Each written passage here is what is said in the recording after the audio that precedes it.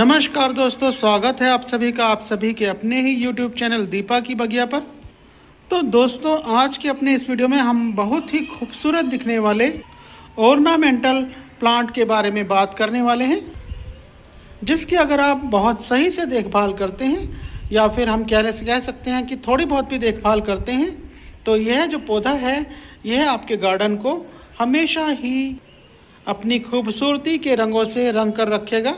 दोस्तों, जैसा कि आप देख पा रहे होंगे वीडियो में, हम बात कर रहे हैं एक बहुत ही सुंदर ऑर्नामेंटल प्लांट के बारे में, जिसका नाम है डेफिनबेकिया प्लांट।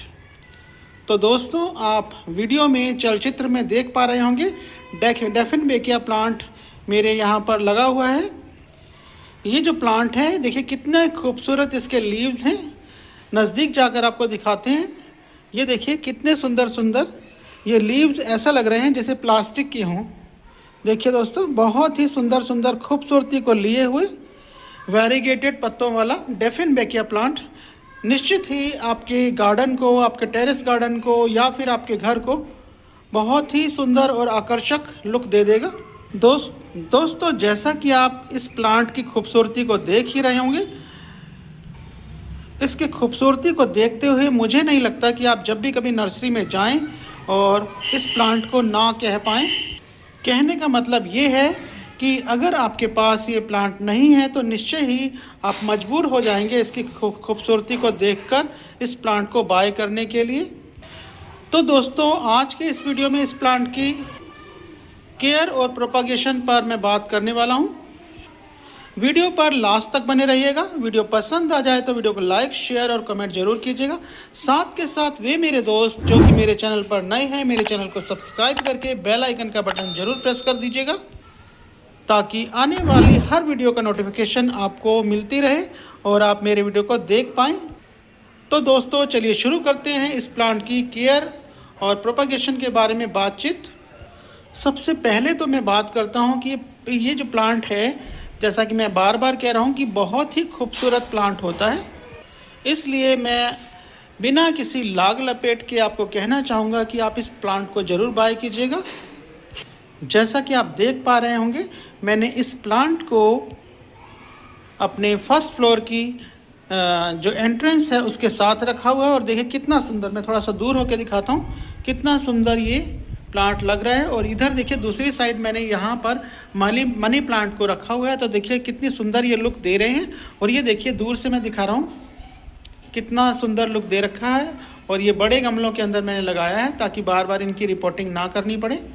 और साथ में आप देख रहे होंगे जो काली सी डस्टबिन रखी है, उसमें मैं किचन वेस्ट से जो है कंपोस्ट बनाता हूँ। इसमें अभी भी कंपोस्ट बनाने के लिए मैंने किचन वेस्ट डाला हुआ है। दोस्तों, मैं दिखाता हूँ वो भी। तो ये देखिए दोस्तों, किचन वेस्ट देखिए, गाजर के छिलके वगैरह, मटर के छिलके और जितना भी पत्ते वगैरह सूखे होते हैं जो झड़ते हैं प्लांट्स के ऊपर से, इसी में डाल दिया जाता है। तो इसमें किचन वेस्ट से कंपोस्ट फर्टिलाइज़र तैयार किया जाता है।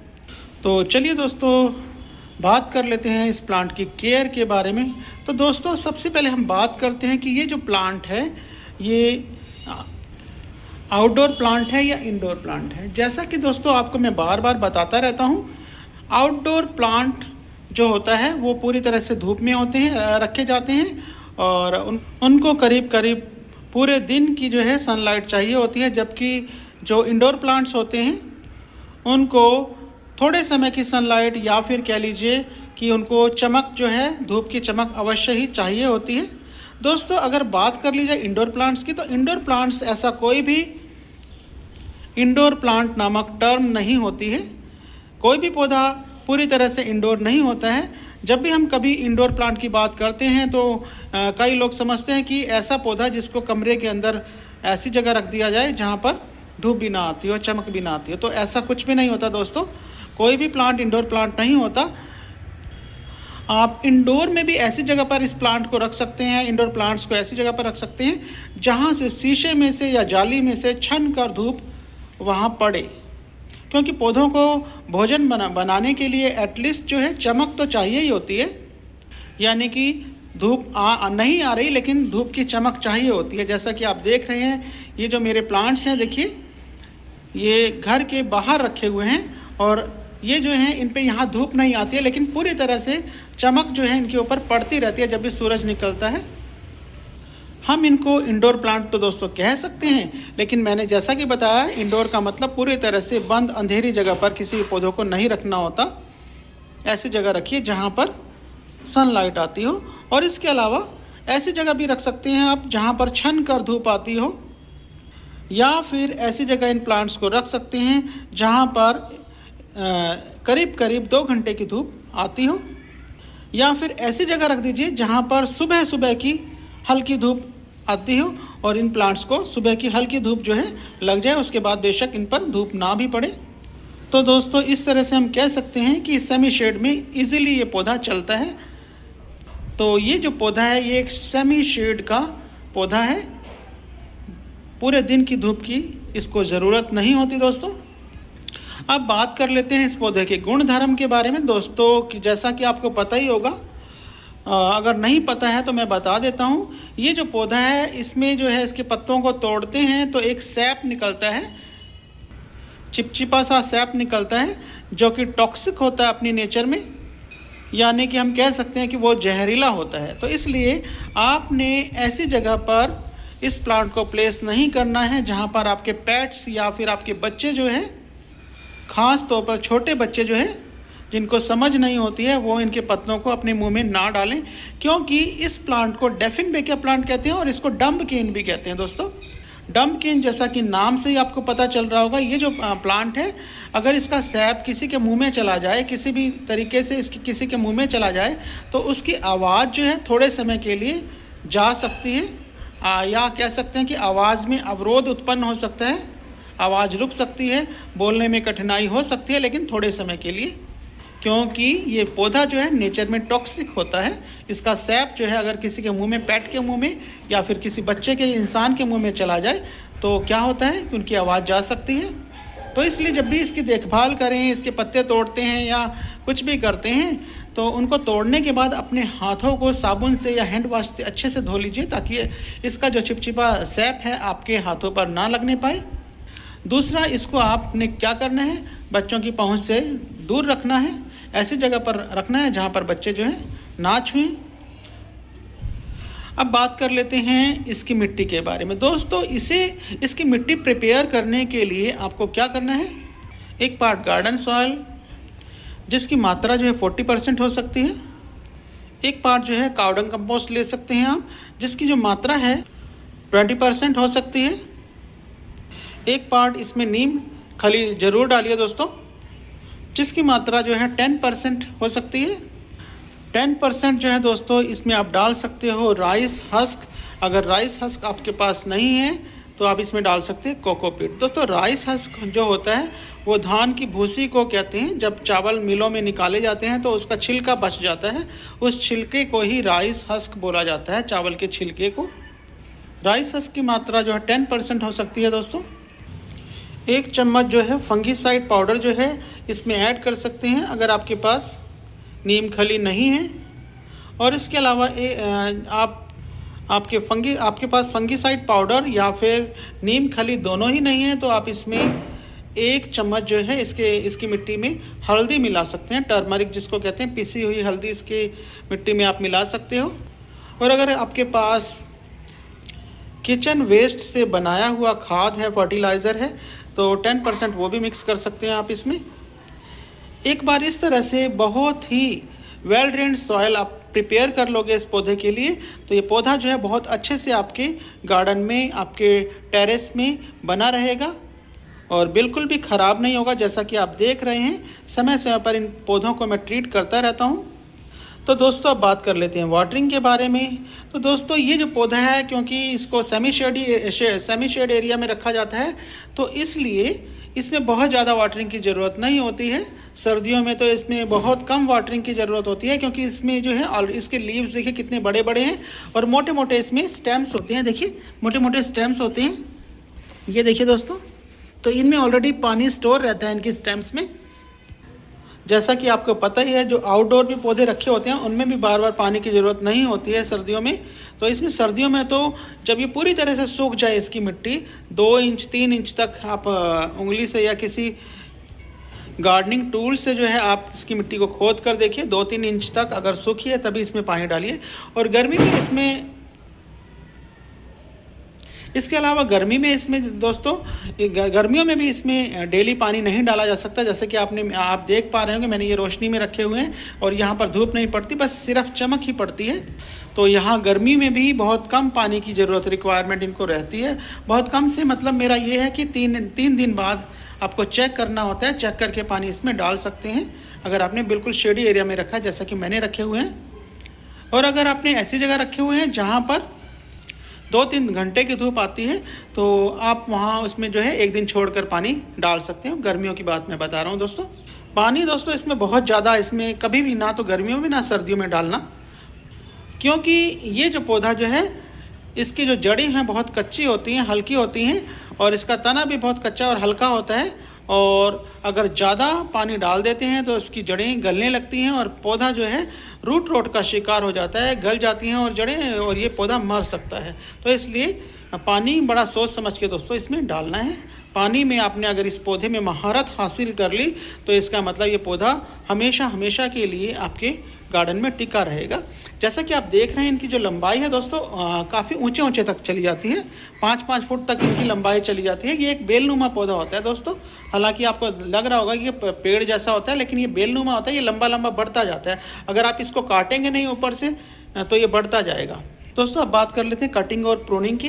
दोस्तों जब ये पौधा बहुत ज़्यादा लंबा हो जाता है और इसके पत्तों का आकार छोटा हो जाता है तो आपको क्या करना है, इसको जो है इससे कटिंग कर देनी है ऊपर से।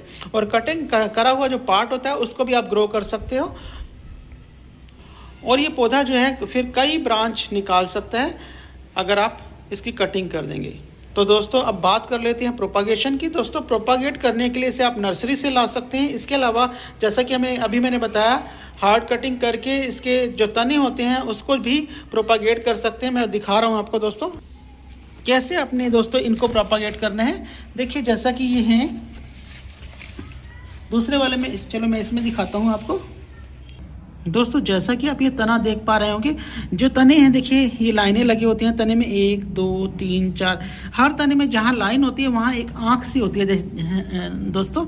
ये जैसे ये आपको दिख पा रही होगी, ये आँख सी होती है। इसकी जो आँख वाला एरिया होता है इसको बचाकर आपने काटना होता है। इसके अलग अलग टुकड़े आप कर सकते हैं इस तरह से दोस्तों, काट के अलग अलग टुकड़े कर सकते हैं। और उन टुकड़ों को ज़्यादा गहराई में तो नहीं, मिट्टी खोद के 2 इंच की मिट्टी खोद के और थोड़ी थोड़ी सी मिट्टी उसके ऊपर डालकर फिर आप उसको क्या कर सकते हैं, ग्रो कर सकते हैं। तो दोस्तों इस तरह से इनको कटिंग से भी आप प्रोपागेट कर सकते हैं और बहुत ही इजीली ये कटिंग से प्रोपागेट हो भी जाते हैं, कोई ज़्यादा समय भी नहीं लगाते। और कटिंग लगाते समय आपने क्या करना है, जो तना काटा है आपने उसके जो है दोनों साइडों पर अपने फंगीसाइड का जो है लेप कर देना है। फंगीसाइड का लेप करने से पहले आपने एलोवेरा जेल लगा देना है दोनों साइड जहाँ जहाँ कटा हुआ है, और उसके बाद फंगीसाइड लगा के उसको जो है 2 इंच तक 2-3 इंच की गहराई में मिट्टी में दबा देना है। तो ये बहुत जल्दी प्रोपागेट हो जाता है दोस्तों, बड़ी जल्दी निकल जाता है। इस तरह से एक से अनेक पौधे आप बना सकते हैं, प्रोपागेट कर सकते हैं दोस्तों अब बात कर लेते हैं रिपोर्टिंग की। ये जो एक पौधा है दोस्तों, एक ऐसा पौधा है जो कि बहुत ज़्यादा रिपोर्टिंग नहीं मांगता है।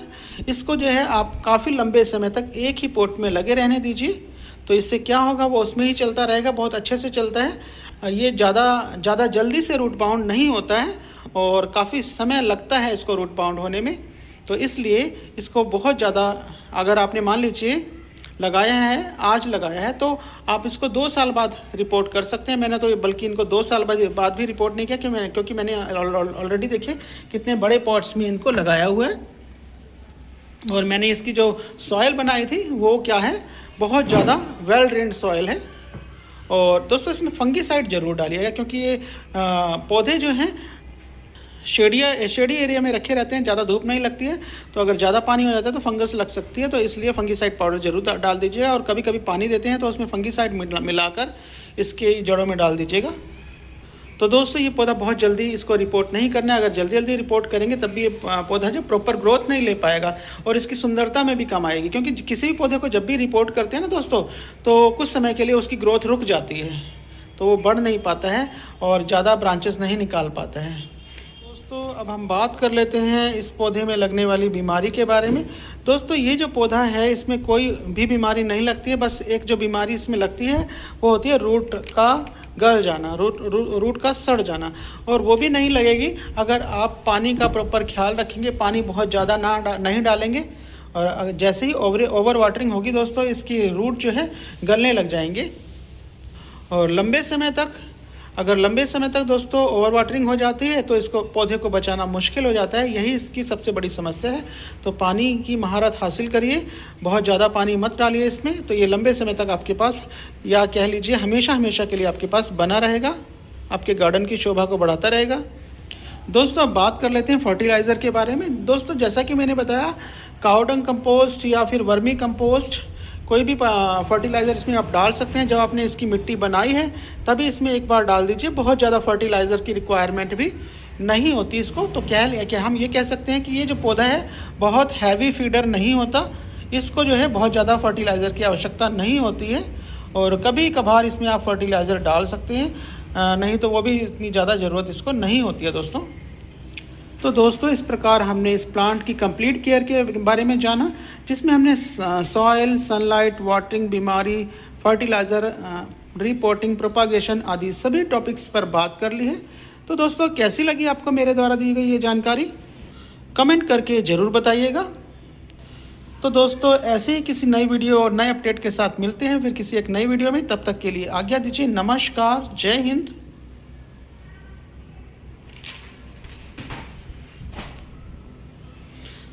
हैप्पी गार्डनिंग दोस्तों।